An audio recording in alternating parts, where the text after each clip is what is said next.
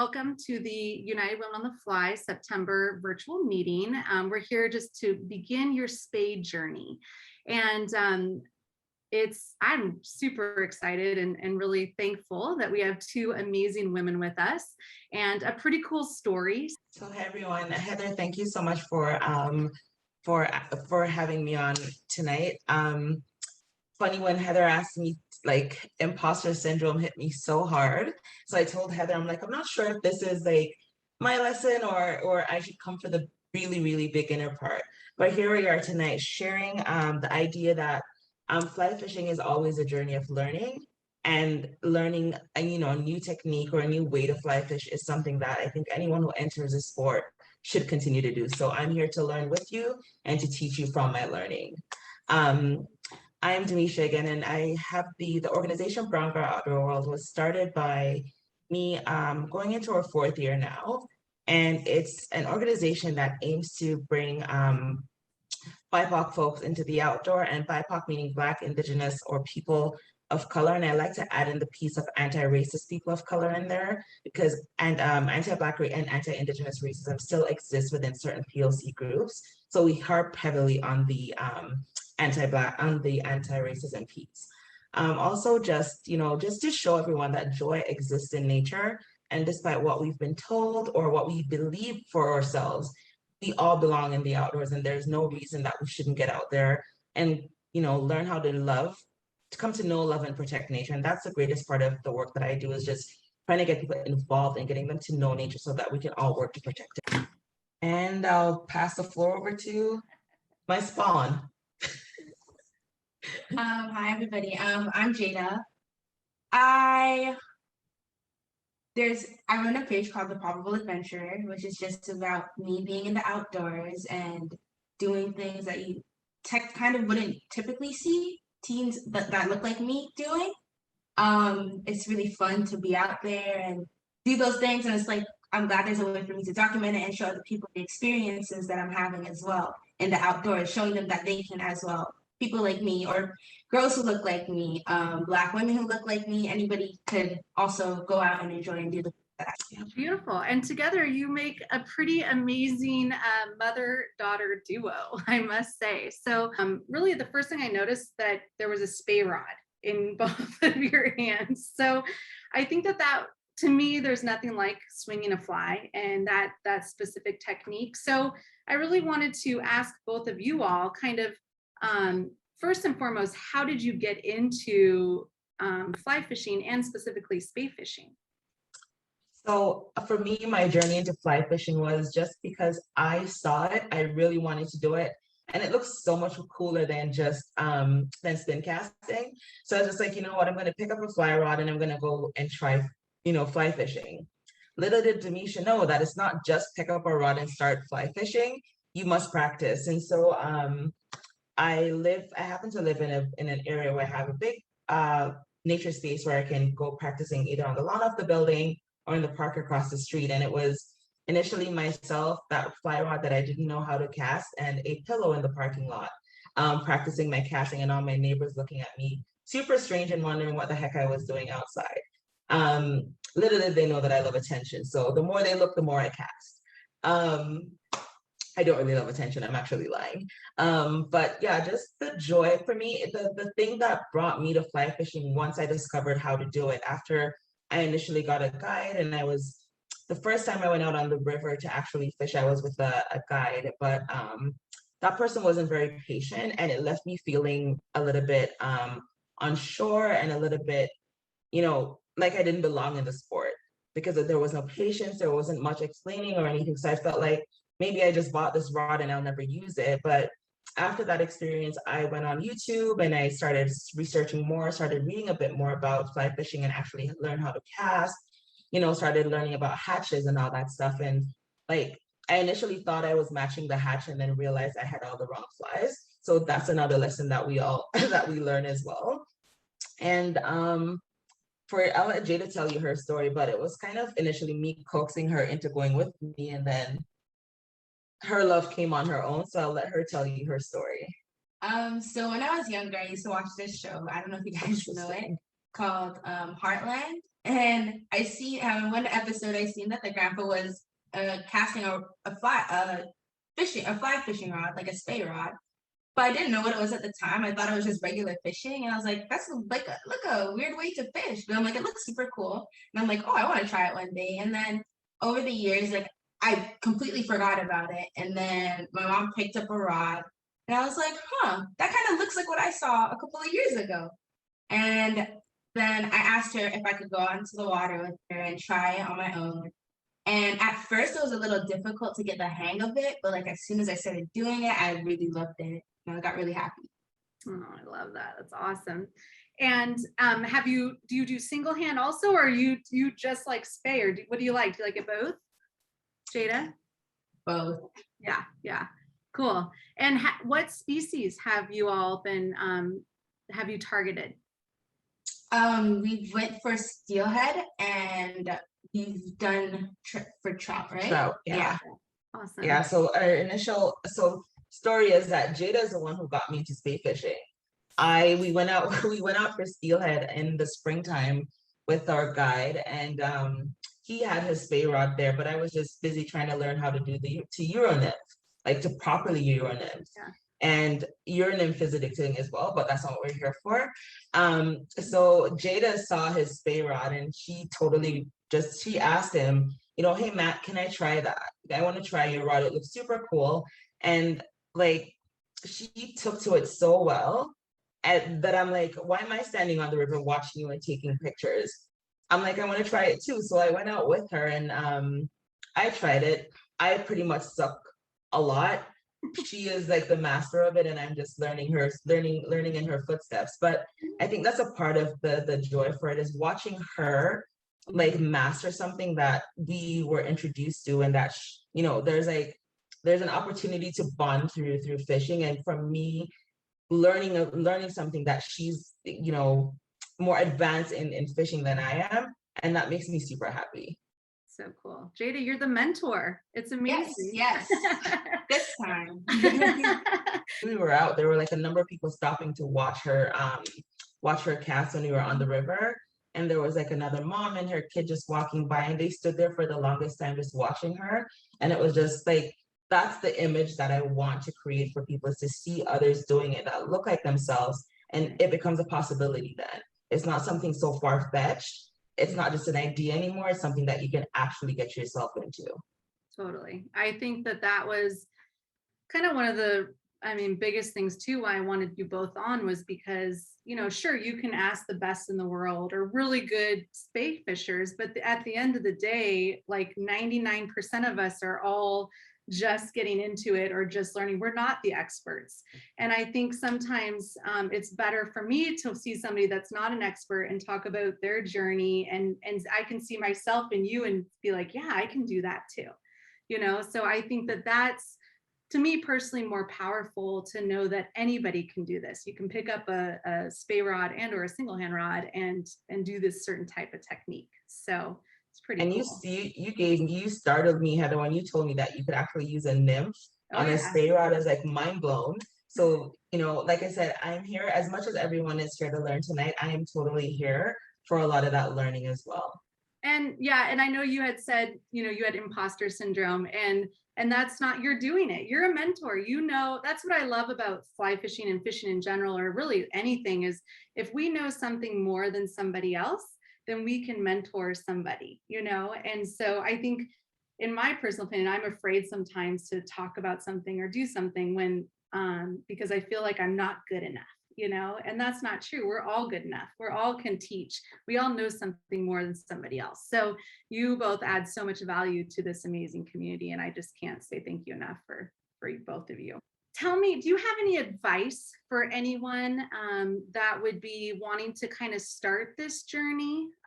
What advice would you give some new anglers that want to start, you know, spey fishing and or single hand fishing?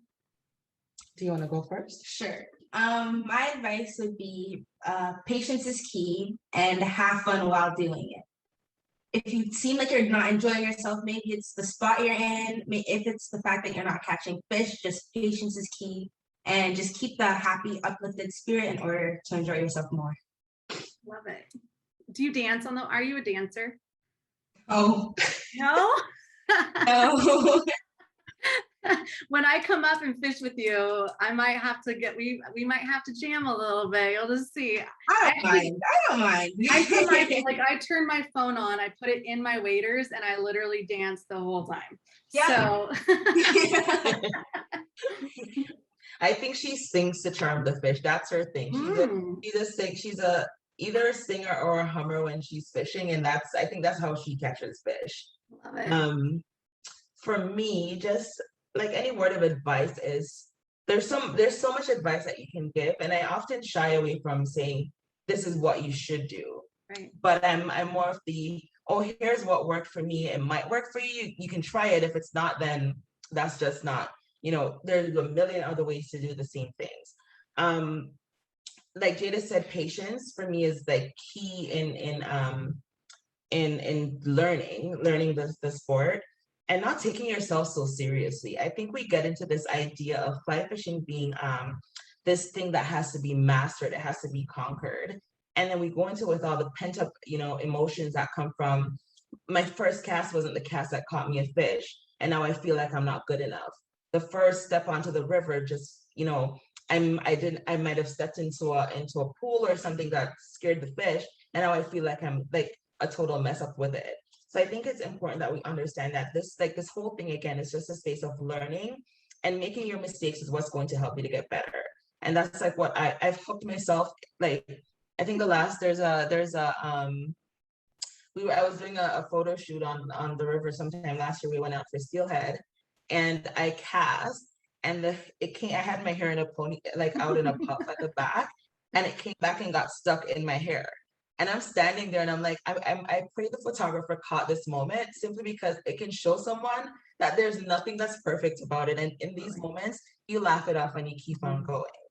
Find good mentors, find people who are patient with you, find people who are interested in you learning and not just making $1 off of your effort. If someone's going to take you out as a guide, like, patience is an absolute key. Find someone who wants to share knowledge with you and not just want to show you what to do, but to teach you how to do it. There's an absolute difference in teaching someone and showing them how to do it. For me, that was a thing that almost broke my want to continue fly fishing, is that the person was doing and not showing and not teaching. And it was just, okay, you're doing this, but I'm standing here watching you and you're still not teaching me anything. And I left this, I now paid you $400 and I still don't know what I came out here for. Right. So, patience and someone who's willing to teach. Also, if you're going to find someone who is, saying they're mentoring or they're teaching you, as much as we don't look for perfection, at least find someone who understands what they're doing, or understand, the equipment they need, or understand how to actually be a teacher. A lot of it is, a lot of times guides show up with all this equipment and everything's all put together and they're like, okay, let's get on the water. I'm a person who learns through process. I want to see how you put the rod together. I want to see how you tie that fly on. I wanted to see every step of it makes it more engaging for me. So find someone who's willing to go through the steps with you. The guy that we used last year, he was on the river doing entomology with Jaeda, just to show her how, like the bugs that are there, what the fish are feeding on, what hatches are around. And I think that was also an important part of her connecting to the spaces that we were fishing. So find someone who's interested in you learning. And that's like the big piece of it for me. Also, don't go out and buy the most expensive thing. You don't have to go get a $1,200 rod or a $1,900 rod to start. Start basic and get a feel for what it's actually like and how much you want to invest in the sport. I know people who have gone out and purchased like the most expensive things, and then they end up on Kijiji or Craigslist to get rid of it because they never use it again. So don't start expensive. Don't buy into the hype of it having to be, the most top of the line everything as soon as you start. Get introduced, rent, borrow, go to a fly shop. If the fly shop is willing and honest, they will tell you the same thing. Don't buy the most expensive thing, and just start and start to just go out and have fun. I think the fun is the most important piece, and not taking yourself so seriously. Because if it's not fun at the end of the day, like, really, why are you going back? everything for me has to have a fun element in it, especially when I'm going outside in -20 degrees to go fly fishing in the winter. It needs to have that fun element. So find the fun, find the joy, and just remember it's something new. And no, I don't think there's any expert in fly fishing because the fish are always teaching us something new. Totally. I think what you said is super important about finding the right guide or the right person, the right instructor. So have you come up with any questions, or have you found yourself now asking different questions when you're talking to an outfitter or somebody, especially for you when you're, especially for Brown Girl Outdoor World, because you're bringing women to these individuals. So are there any specific questions that you have found are helpful? So for me, like right next week, next Sunday, I leave on a trip with a group of 6 women to go into the backcountry fly fishing. And that was just one of the key things in that moment for me, was to find out and to make sure that that space was safe for the folks that I'm bringing into. Safety, not in terms of a physical safe space, but a space where people's, someone's going to be patient, someone's going to understand the makeup of the group that we're bringing in.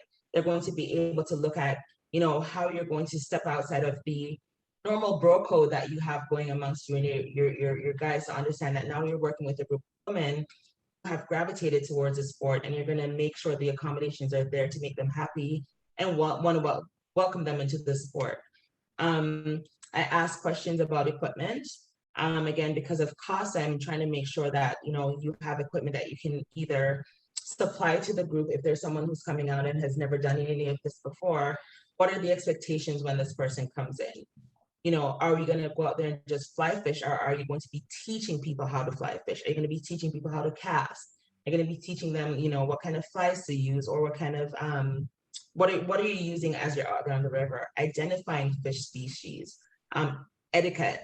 Like etiquette is so important in that setting as well. So all the things put together, it's just asking the right questions that make sure people feel safe, they're educated, they are, again, given the right resources and the tools to make it like a great learning and welcoming experience for everyone. Love it. Those are so important. Like, yeah. Yeah. So what else would you like to add about both your journey before we get into some tips? Jaeda, are you going to take, I'm sorry for interrupting you. Are you going to start taking women out? Are you going to be that instructor, that guide?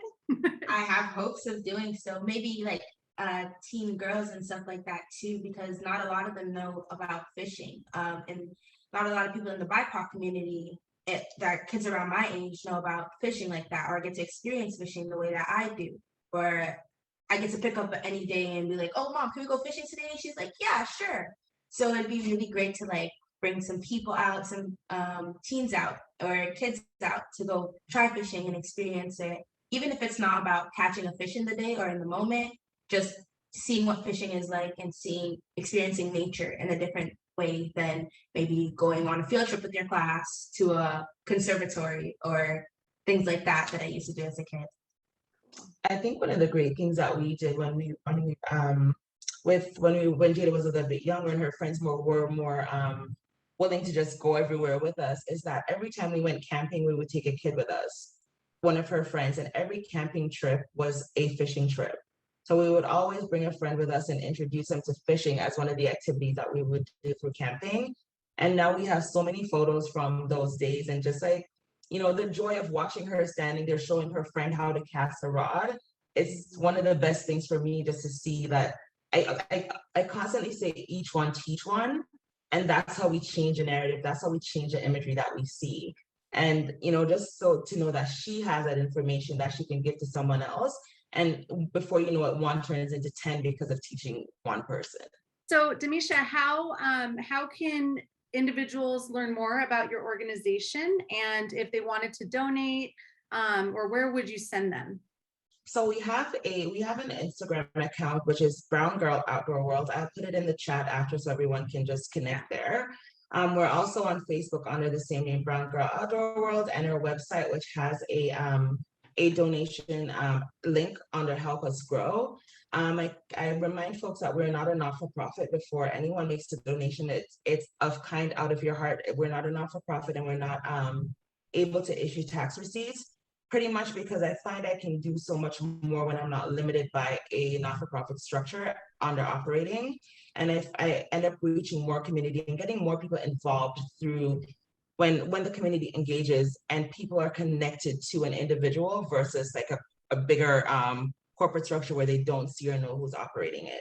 And that's why a lot of times you'll go on Brown Girl Outdoor World and you'll see my face pop up there, just because I find it's easier to connect and it's easier for someone to say, hey, I see you, can we chat? Or, you know, it's the personal connections for me through Brown Girl Outdoor World. So yeah, on our website, everything under the same name, Brown Girl Outdoor World. So we're pretty easy to find. And like I said, I'll link that in the chat. Jaeda is under the Probable Adventurer. And that name came up out of also, you know, if you see her outside, she's probably on an adventure. So that was the thought behind the Probable Adventurer. Yeah, and that's pretty much where you can find both of us. We're pretty active. Well, I'm pretty active on social. Jaeda is quasi-active on social, but we're pretty much there and not afraid to have conversations about fishing. If anyone wants to know anything, we'll teach from our knowledge base, and always willing to share information and to get someone else out there and into. Just try it, see if you like it. It's okay if you don't. There's always another time, another day, another place. Just keep your mind open and positive attitude. And my name is Heather Hodson. I go by the pronoun she, her. I'm the founder of United on the Fly. And my spey journey, I think I caught my first steelhead in 2012. So I'm almost 10 years in, but sometimes I won't cast for an entire year. So I feel like a complete newbie when I get back onto the river for the first time. So know that even those that have fished quite a bit, we all have to like kind of brush off the cobwebs every time we get out on the water. I think that there's a lot of spey misconceptions. And so I want to just clear some of these up. You know, one of the biggest misconceptions that I felt personally was that I had to cast really far. I would see people that could cast, and I was feeling like I was inept and I wasn't able to be as good as they were because I couldn't cast as far. And I'm here to tell you that a lot of those fish live in close, and it's okay if you can't cast too far yet. And then as you just practice and get better and better, you'll be able to cast further. But honestly, I've been probably the most successful with my shorter casts. The other thing too is need a special fly rod. Yes, you can have and use a spey rod, which is a two-handed fly rod. And I'll get into that a little bit more here in a second, but you can do these same fishing techniques with a single hand rod. So you can do a snap tee, you can do a single hand, you can do all kinds of stuff. You can swing a fly, you can swing a nymph, you can swing a soft tackle, a wet fly. I even swing my dries and skate them across. So you can do all of that with a single hand rod as well. And the third misconception is, and I wish I would have known this, but is that you must be a good caster before you learn to spey cast. And I actually think it's the other way around. I wish that I would have learned how to spey cast before I learned how to single hand cast, because my nickname is Top Hand Hodson. And that, because when you're using a spey rod, it's all lever and moving your bottom hand, but I use my top hand because I single hand cast. And so Top Hand Hodson is my nickname, you know, so, and I own it, and I try, but just know that we're not all perfect. And I wish I would have learned how to spey cast before single hand casting. So give it a try and just see what happens. I think it'll actually make you a better single hand caster if you do it first. Why spey fishing? Well, there's lots of reasons. And number one, it's fun, right? So if you just listen to Demiesha and Jaeda, that was the first things, you know, that it's fun, keep it fun, don't be so serious. And I think that's what it's about, is just having fun. The other is you can catch multiple species. You know, I think a lot of people think that you can only catch salmon or steelhead with a spey rod, and that's not true. You can catch trout, you can catch bass, you can catch all kinds of things. So just, you know, you can fish for multiple different types of fish.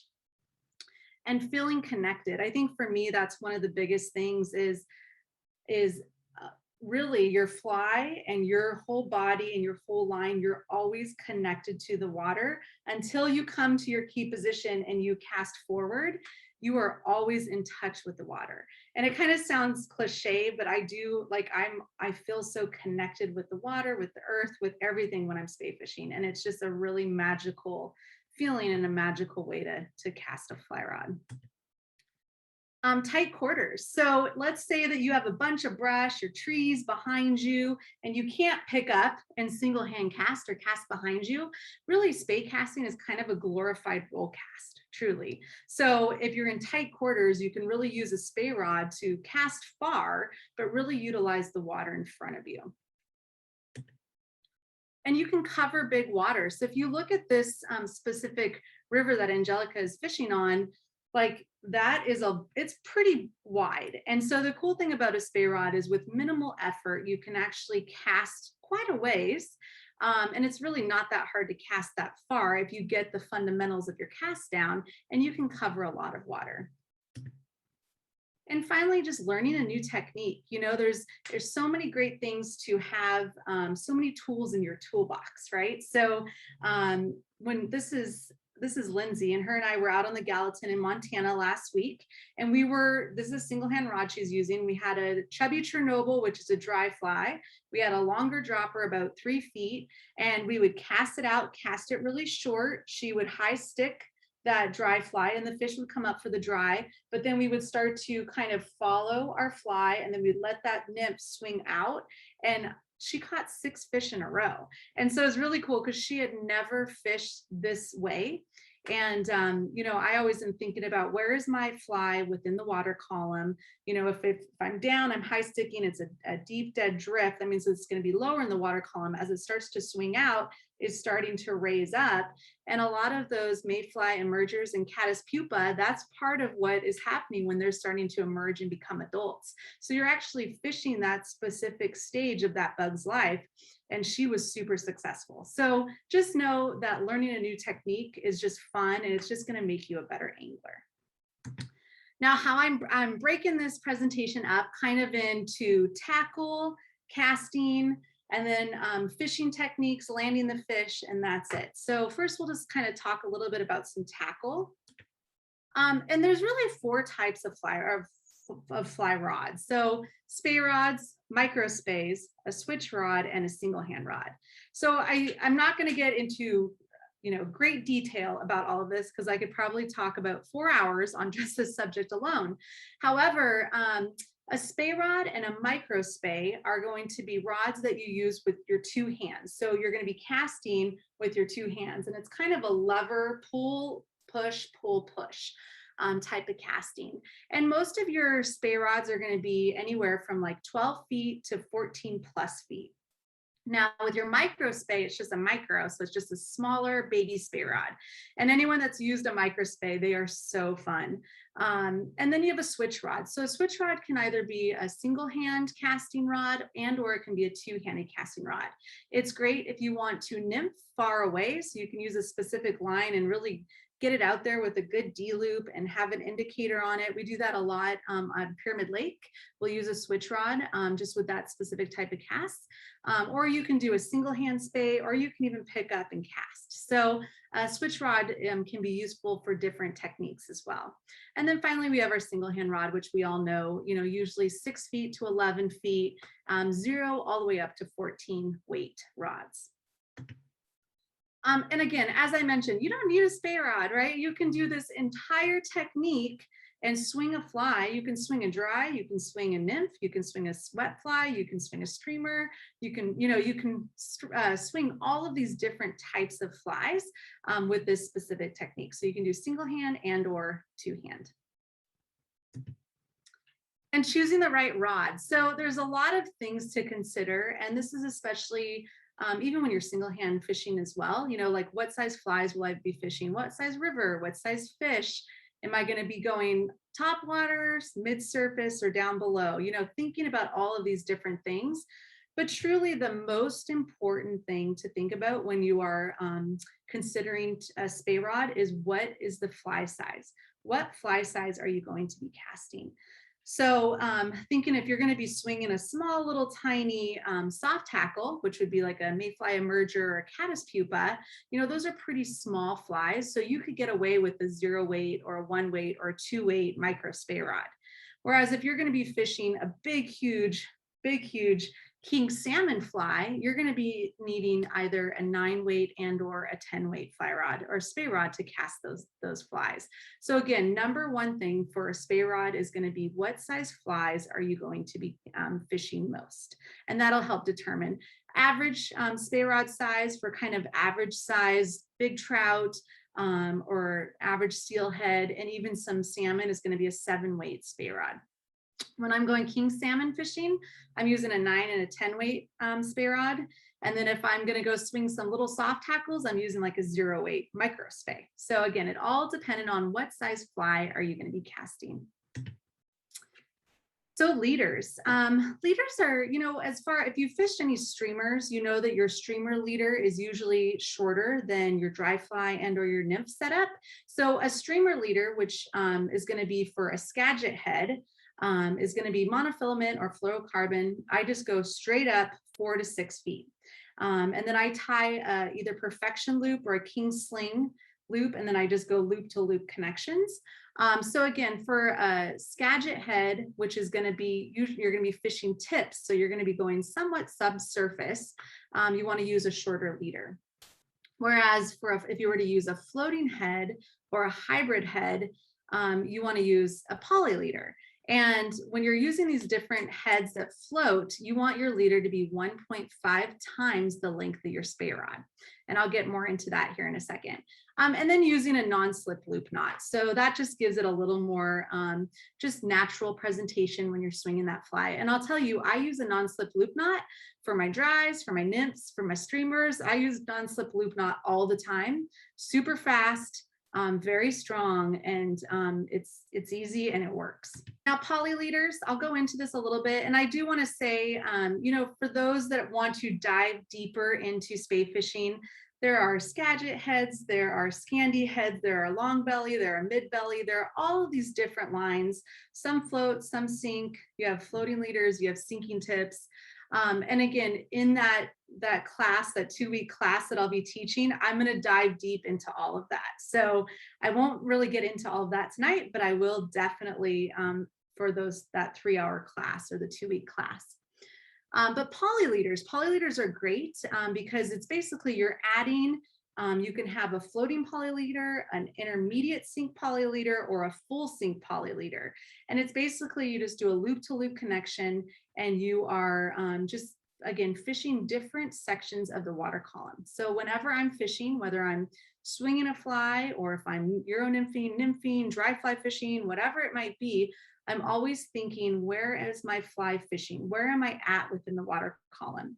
Or where should that fly naturally be within the water column? So, because of course you want your fly to be in the right part of the water column in order to catch the fish. So that's why you'd have different types of tips and different sinking or floating leaders that you could use based on whatever part of the water column you want to fish. So a Scandi head. So as I mentioned, there's several different types of heads for spey rods, but a Scandi head is one that floats. And so with these Scandi heads, you want that Scandi head again to be 2.5 times the length of your spey rod, but then the leader should be 1.5 times the length of your spey rod. So if you're using a floating line and you're using a floating leader, so if you have a 12-foot spey rod, you want it to, your leader will be 18 feet long. So the reason for that is because a tapered leader is going to allow the transfer of energy from your body to your fly rod, to your line, to your fly. And so if you have a longer tapered leader with these specific heads, a Scandi head, it's just going to allow for a better transfer of energy to your fly. It's just going to cast better. 18 feet seems really long, but you have a 12-foot rod. So it's definitely different than, you know, an average 9-foot fly rod. Now, Skagit heads. So the way I think of Scandi versus Skagit is Scandi is going to be like fishing dry flies, right? It's top water, it's a floating line. Whereas a Skagit is where you're going to start to add some tips to it. So you're going to start to be fishing subsurface. So Scandi is dry fly, Skagit's going to be subsurface. So nymphing and or swinging wet flies. Okay. And that's kind of how I differentiate between the two, kind of the easy way. Usually Skagit heads, they're thicker in diameter and they're shorter. And your leader, you typically want it to be anywhere from like 3 to 6 feet. I just use straight up mono and just, so just take my little, Maxima and just, I'm 5 feet tall. So I just pull it out and then just tie it on. So, and that's going to be for single hand fishing as well. Your streamer leaders usually are going to be shorter in length than your other types of, you want to use a non-slip loop knot. So again, I use this non-slip loop knot for everything, dries, nymphs, wet flies, everything. Quick and easy. We do have a tutorial on our YouTube, the United on Fly YouTube channel. If you haven't tied this knot, this is a great one to learn and also then to mentor others to learn it as well. It's a really, really good knot and it's very easy to use. If you take any classes with me, or if you fish with me, you're going to hear me say this a lot. Small flies catch big fish. Sometimes, yes, we want to cast, or we think we need these big, huge flies. But if you look at this slide, these are all traditional Spey flies and like traditional steelhead flies, and they're really small. So again, small flies catch big fish. And this isn't only for Spey fishing. This is also for single hand. Like try the next time you're out, try a size 18, try a size 20, maybe even a 22. Try casting some smaller stuff. I think you're going to be pleasantly surprised that small flies catch big fish for sure. First and foremost, whether you're two-handed fishing or single-hand fishing, fish all your casts. Right? You may not think that it's the perfect cast, and that's okay. Just fish it, because the fish don't know if you're fishing a $50 fly rod. They also don't know in most circumstances if that loop was 4 feet versus 2 feet, right? So I'll tell you, this fish, but this is my first steelhead I ever caught on the swing. It was the worst cast I've ever made, and I just let it swing out there and I caught this beautiful fish. So again, fish all your casts, and just even if you think it's a bad cast, just fish it. I think you're going to be pretty surprised that.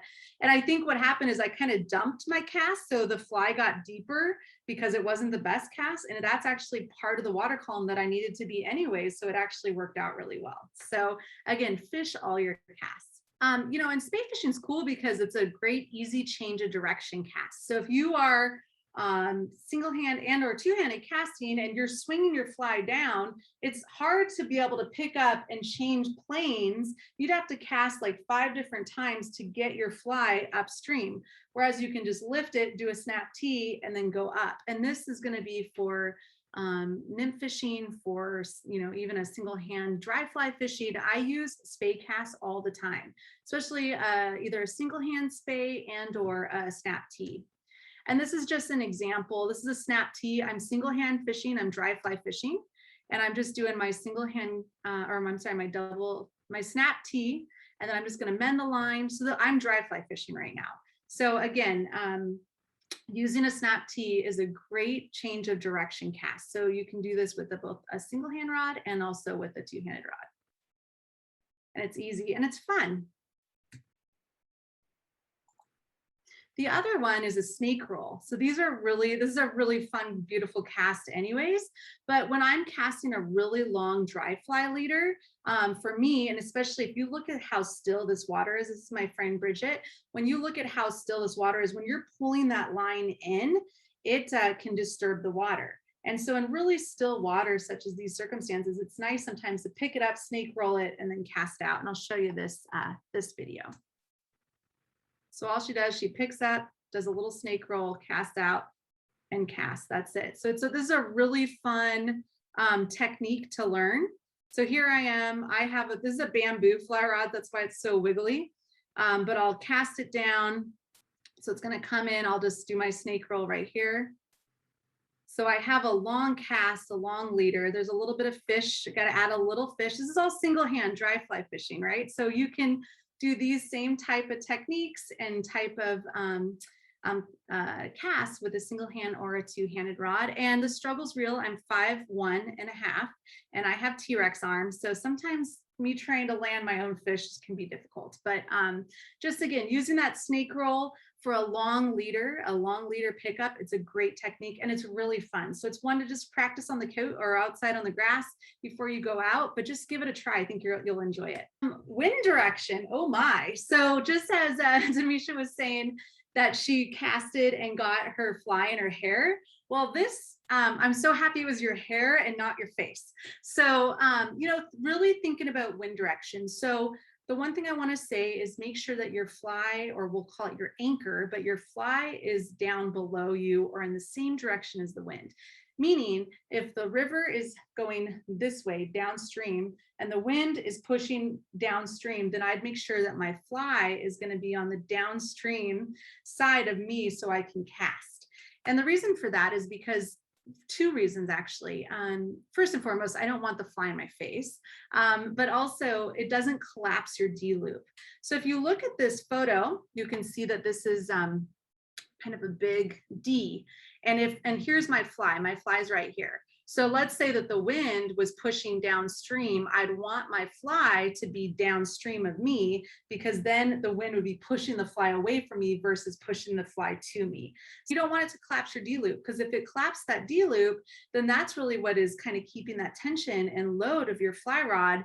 And if that D loop is collapsed, it's just not going to cast well. So having your fly in the same direction of the wind is imperative. So that means that you have to learn, 4 basic casts for that. And those, I really won't talk really about all of those because it's that's more advanced, and we'll talk about that in our Spey Fishing Basics class. But just knowing the wind, your fly is in the same direction as the wind. It's a huge tip. So fishable water. So really the biggest thing that I want everyone to know, and this is with single hand and two-handed, is walking pace speed. So what I mean by that is, like, if you're walking, right, like whatever pace you walk, whatever it might be, that's the pace that you're looking for, like, to hold. So walking pace speed. If you're like have to run to keep up with the current, then it's probably too fast to fish. So that's really what I want everyone to kind of get amphitheater approach. And I do this with single hand casting as well, but you want to start really short. So there are times that only like a third of my head is even out. So I just cast it down, I swing it, and then I'll pull a little line out, and then I cast it, pull a little more line out. So this fish, my head was not even out yet, and it was that close to me. So that fish was literally like 20 feet out in front of me. And if I wasn't approaching it on an amphitheater and or like a working my way out approach, then I never would have caught that fish. So again, as I said, you don't have to, like, one of the biggest misconceptions is you have to cast really far. And that's not true. Like, I've caught so many fish really close. There are times when fish are way out there and I just physically can't get there, and that's okay. Those fish are lucky because I didn't touch them. But so just cast and know that you don't have to cast super far. You're still gonna be in the game. Depth acquisition or acquiring depth. So the cool thing about this specific type of fishing is you can actually fish and cast at different angles in order to acquire more depth or in order to get deeper. So what I mean by a fishing angle is if you cast at a 90 degrees, which is straight across from you, and then that means that it's going to have more time for your fly line and your head and your tips and everything to come down and get deeper. Whereas if you cast at a 70-degree angle, it's not going to be as deep, and 45 is just going to be kind of swinging right away and not really allow for any time for your fly to sink. So based on whatever type of fish you're targeting, so like king salmon, for instance, are really deep. They're deep down. So for me, I have to cast out at a 90-degree angle, take some steps just to try to get that line to be even deeper and then move down. So based on whatever species you're fishing for, and again, thinking about where in the water column am I fishing, that's how you would know like what angle or where am I going to try to cast.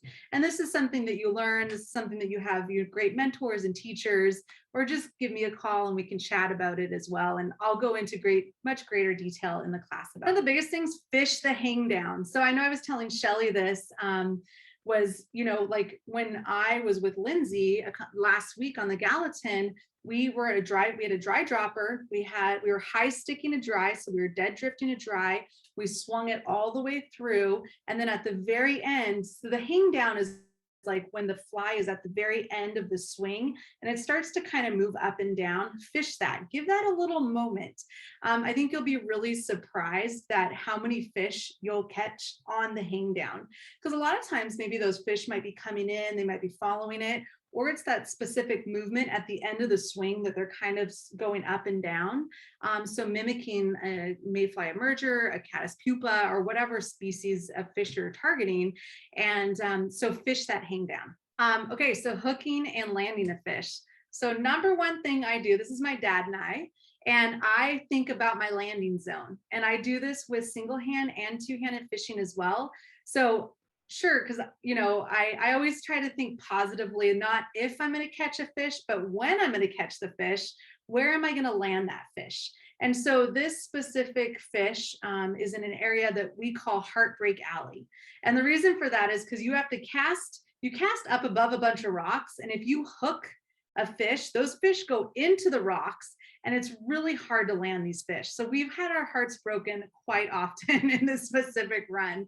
So think about your landing zone. Where are you going to fish? And then where are you going to land that fish? And landing it in kind of calmer water is a good idea. So just always kind of looking ahead into the future, or not if you're going to catch a fish, but when you're going to catch the fish, how are you going to land it? And let the fish eat your fly. So I think that that's one of the biggest, you might feel it and you're like, oh, you get all excited, you lift the rod, you do all kinds of stuff. So just let that fish eat it, let it commit. And this isn't a visual thing, this is a feeling thing. And it's hard sometimes, you'll be like, oh, it's gonna eat it, it's gonna eat it. And then it doesn't eat it, or it definitely eats it. So once you feel it eat it, then you can set the hook, and usually it's to the side. But try not to trout set, especially with the Spey rod. That's a kind of a thing that I've learned way too. And you want to fight the fish with the rod butt. You have a 13-foot rod for a reason. So really, when you're fishing or fighting a fish, really get a good bend on that fly rod and really use the rod butt. That's just going to be easier and faster to bring in the fish. Using appropriate size tackle. So one of the biggest things, especially as anglers, thinking about ethically fishing as well as being conservationists, is knowing that if I'm going to be targeting steelhead, I want to have a larger fly rod that will be able to hook and land this fish faster. So I don't want to deplete all of its energy. I want it to have a good chance of survival. And so having appropriate size tackle is just truly important. I remember I saw a gentleman who had a 5-weight single hand fly rod. He caught this beautiful wild steelhead. It took him 60 minutes to land the fish. And I know that because I watched him and I actually helped net the fish for him, because he had this little tiny baby trout net and I had a steelhead net. So I net the fish for him, and it just 60 minutes is way too long. So again, just using the appropriate size tackle is just really important. It's just ethically, because we want to be as good to the fish as we can, especially for practicing catch and release. And then start short and work your way out. So this is Whitney Gould. Whitney is the Women's World Spey Champion. So this woman can cast far. She can cast the furthest than any woman in the whole entire world. But the cool thing about Whitney, she's not only a really good caster, she's also a very good angler. And she knows that just because she can cast 150 feet doesn't mean that she needs to. So she casts short and she works her way out. So that's just a huge tip for single hand and also two-handed fishing. Trout set, something I've learned. And also, like, enjoy and celebrate the bycatch, right? Like, sure, you might have been targeting, like here I was targeting rainbow trout and I got this beautiful grayling on a black leech. Like, oh my gosh, I want to celebrate that, or celebrate any size fish or whatever it is. Just celebrate that we're lucky and blessed to even be able to just, touch and thank these amazing creatures, and then, send them on their way if that's so what you choose. So it's pretty cool. As Demiesha said, take a private lesson. I think one of the biggest things with especially spey fishing and spey casting is to really learn from somebody that's good, and somebody that's patient and somebody that is a good teacher. And this specific woman, this is Molly Semenuk. She lives in Blaine, Washington, and she's the only woman in the entire world to have her single hand, her casting instructor, her master casting instructor, and her two-hand certifications, the only woman in the world. And she's my casting mentor. So I'm pretty blessed to have this woman in my life, not only as a mentor, but also as a friend. And so, you know, reach out to her or reach out to a local area, your local fly shop, and really ask kind of those questions like what Demiesha asked, and really set your expectations, you know, say, hey, if you want to learn, but you don't, you know, you don't necessarily need to catch a fish, but you want to learn how to do it all yourself. You want to learn to become a better caster. You want to learn even just how to set up a fly rod or whatever it might be. I think setting those expectations with private lessons and or with a guide is important. And it's a good thing. It's a good thing to get a casting lesson for sure from somebody that's a good instructor. And we're almost done. Again, this is the class. So we're going to be going over all of this and like diving deep into it so much more. I'm going to talk a little bit about the history of Spey, rods and reels. I'm going to go into all the backing, the running line, all the heads, sink tips and leaders, flies. I'll go through the casting terms and just the basic Spey cast. And then week 2, I'll be talking about casting terms, the types. There's a touch and go, there's a sustained anchor cast, wind directions, common casting mistakes, fishing techniques. I mean, we're going to dive deep. And again, if this is of some interest to you, it's a great way to support Brown Girl Outdoor World, as well as learn some great things. Just another tool to put in your toolbox for fishing techniques. It's a really good class, and you'll have full access to all the recordings. So if you missed something, or if you want to go back and watch it for the rest of your life, then you have that as well. And again, just a huge thank you to both Demiesha and Jaeda. I can't say thank you enough for your time, your willingness to share, and just being mentors and you know, being the future. It's awesome. It's so great. So Jaeda, thank you both again so much. I really appreciate it, and your voice and just your mentorship and just you being you. So, and it's so cool that a daughter got a mom into fishing. This is like, that's so awesome. I thank you for having us, Heather. I think like I've always looked at the United Women on the Fly like sessions, and I'm like, I should. And I think tonight just opened up the I'm going to for me, because it was just there's so much information and so much like knowledge sharing that it's like definitely a space that I'll even introduce more to people to get to be on that journey. You know, like a lot of the things at the time is that we don't all have the same access to the same information, and if we can get that into a broader room and get more people at it from that angle, then we will have done good work. Absolutely. Everyone should have access to education. So, and if that's one thing, especially like for my personal journey, as well as with United, that's what we want to give is easy, accessible information that's good, you know, and where everyone feels welcomed and everyone feels a part of that. So yeah, again, thank you for the invite. Yeah, thank you for joining, and thank you to everybody for your time and being along with us. And